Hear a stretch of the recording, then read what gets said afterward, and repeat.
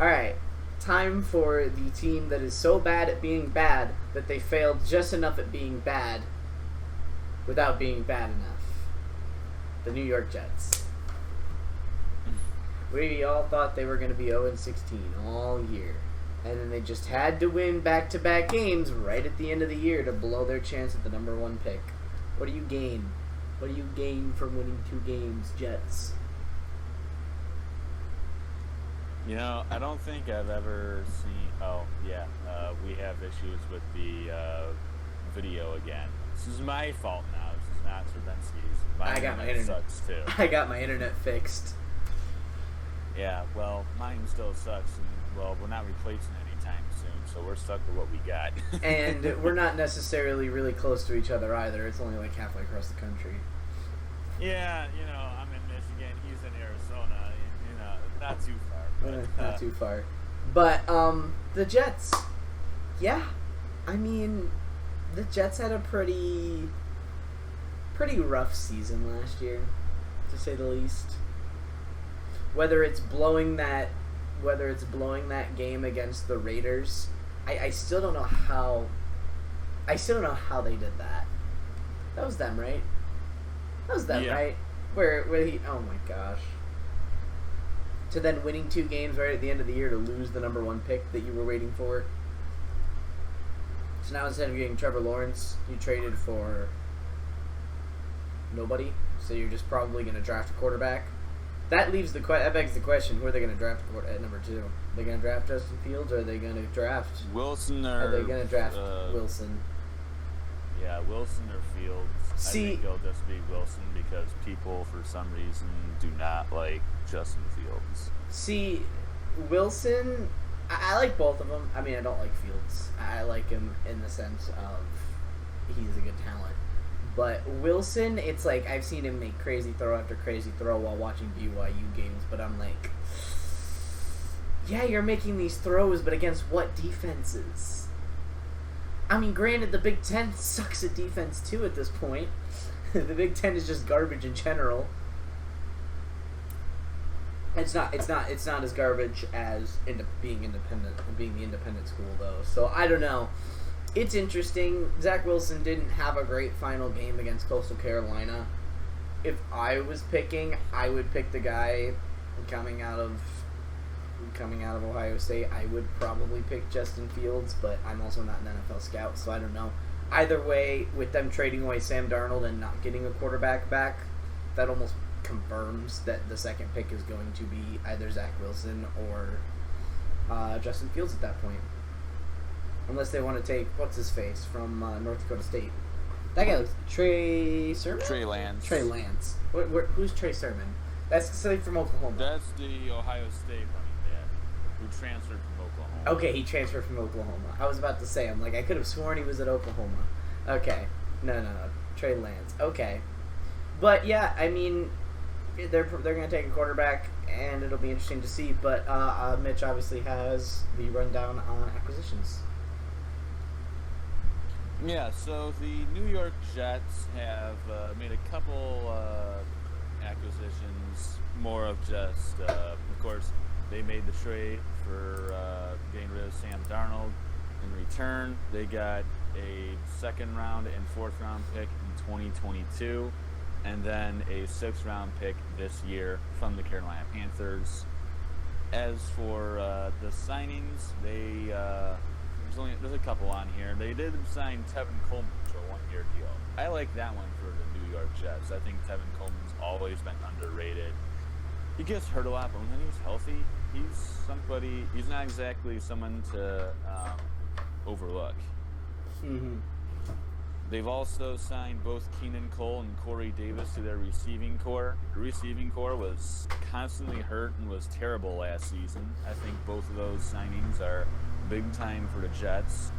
Corey Davis, I think they signed him to a little bit too big of a deal. I mean, they gave him 3 years, $37.5 million, so it's a lot of money. They've signed as well Tyler Kroft, who's a decent tight end.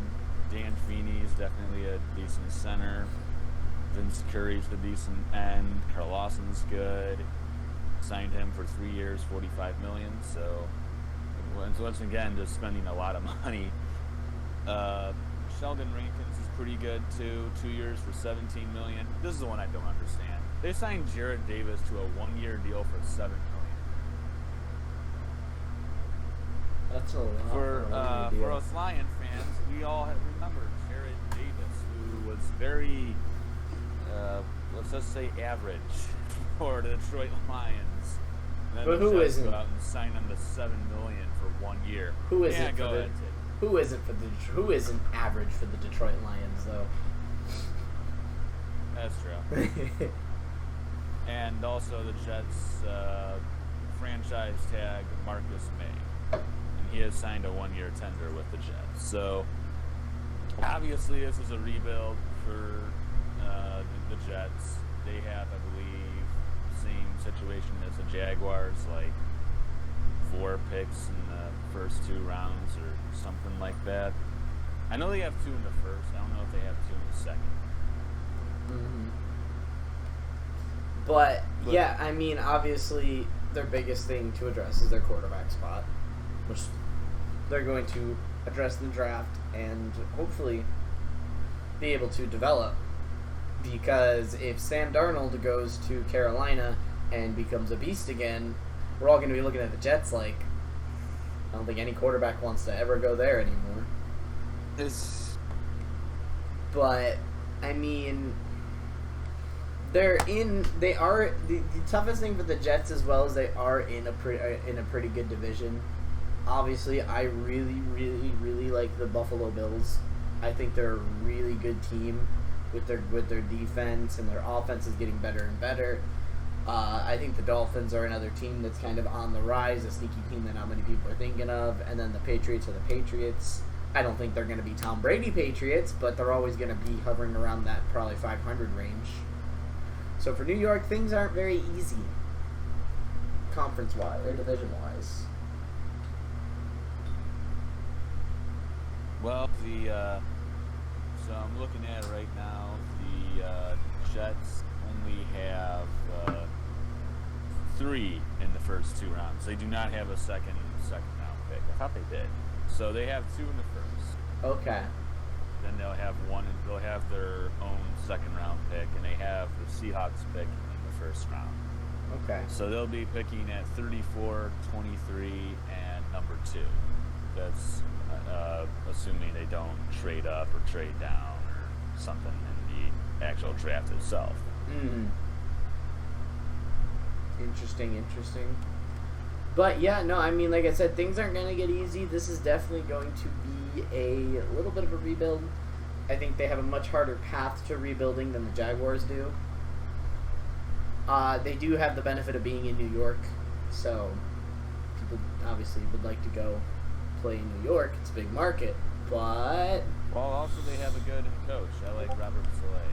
Yeah, but as far as being in their conference or their division, they're gonna have a rough time. But who knows? I think it'll be interesting to see kind of what they do in the offseason. Obviously, there's a couple things they just need to kind of work on. Obviously, they also need to fix their running back. They need to get a better running back. And I like Tevin Coleman, but I mean, it wouldn't hurt to get someone who doesn't get hurt all the time. Exactly. I was about to say someone who can be consistently healthy. Then yeah, it's like I said, the biggest thing is just going to be their quarterback. But we will see. We'll go ahead and see once we get near and near to the season. Obviously, we'll see what happens in the draft, kind of see who they pick up. Other than that, do you have any closing remarks on the New York Jets? I mean, for Jets, it's going to be a long rebuild. Rebuilds obviously take a couple years at most. I mean, the Dolphins rebuild took a while, and now look where they are. I thought they would make the playoffs last year. They probably should have made the playoffs. They were very close to. At 10-6, you don't make the playoffs. That just doesn't sound right. That just speaks to how good the rest. That just speaks to how good the rest of the AFC was. Yeah, but obviously Dolphins are looking significantly better, and well, they were rebuilding for a very long time. So it just goes to show where you can go after a couple years of just rebuilding and having good coaches. Unless you're the Let you Detroit, guys develop. unless you're the Detroit Lions. Well, yeah. Well, that's Detroit. So. All right. Thank you all so much for watching. Good luck, Jets fans. Good luck to every fan. Peace out.